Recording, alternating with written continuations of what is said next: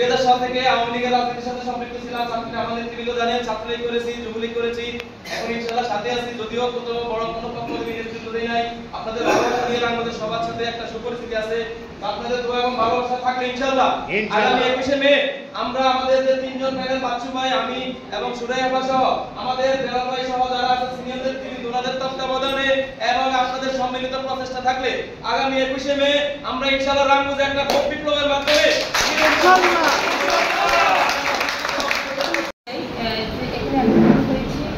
মাননীয় এমপি মহোদয়ের ইউনিয়ন একটা পূর্ণভূমি।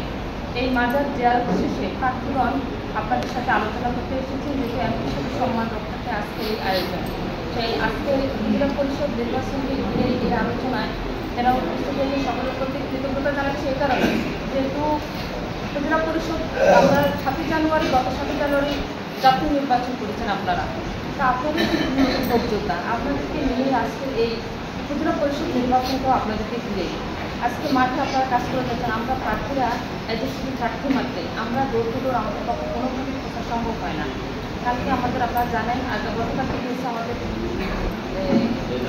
আপনাদের দোয়া এবং সমর্থন মধ্যে সম্মান রক্ষা করার সালাম এবং কৃতজ্ঞতা জানিয়ে আজকে আমাদের নির্বাচনী কাজগুলো এই আগামী উপজেলা নির্বাচনে দলের যেহেতু সমর্থন নাই, দলীয় প্রতীক নাই, দলীয় মনোনয়ন নাই, আমরা 6 জনের একমতে পৌঁছেছি।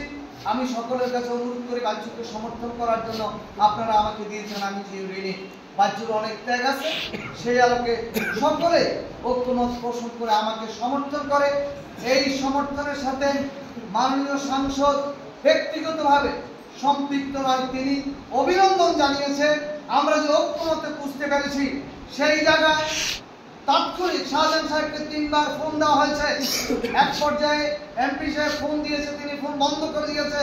সেই বৈঠকে উপজেলা আওয়ামী লীগের সভাপতিকে আহ্বান করেছে, তিনি টাইম দিয়েছে 8টা বাজে আসার জন্য। এই 8টা বাজে সভাপতির অনুমতিক্রমে মাননীয় সাংসদ সেখানে তারিখ নির্ধারণ করে সময়টা নির্ধারণ করেছে।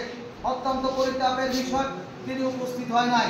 আমি শুধু এইটুকু বলতে চাই, আসন্ন উপজেলা পরিষদ নির্বাচনে মাননীয় সাংসদ দলীয় বা কোনো প্রার্থী এখানে নাই। আমি মনে করি দলকে ঐক্যবদ্ধ করার জন্য নিপীড়িত, নির্যাতিত, অবহেলিত যে সমস্ত নেতাকর্মী বিগত দিন মাননীয় সংসদ 5 বছর এমপি ছিল, তিনি যেটুকু বুঝতে পারে নাই, আজকে তিনি উপলব্ধি করতে পেরেছে।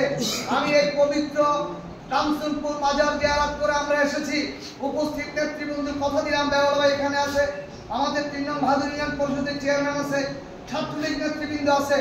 হরফ করে বলতে পারি, আগামী 5 বছর মহান রব্বুল আলামিন যদি আমাদেরকে ন্যায় হায়াত দিয়ে রাখে, এই 1 নম্বর ইউনিয়ন আওয়ামী লীগ সহ সহযোগী সংগঠনের ত্যাগী নেতা কর্মীদেরকে যথাযথভাবে মূল্যায়নের জন্য এমপি সাহেব দোয়া নিয়ে উনি শুরু করেছেন কাজ। আমাদের উপজেলা চেয়ারম্যান, ভাইস চেয়ারম্যান প্রার্থীরাও এই পবিত্র বদ্ধভূমিতে আজকে অনানুষ্ঠানিক উদ্বোধন করে আমরা শুরু করছি।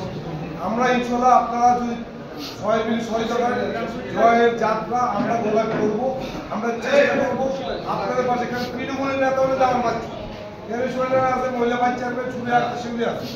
এগুলো দলীয় যদিও ঘোষণা না হয়, নির্দলীয় এই নির্বাচন, কিন্তু সবকিছু মেক করে দল।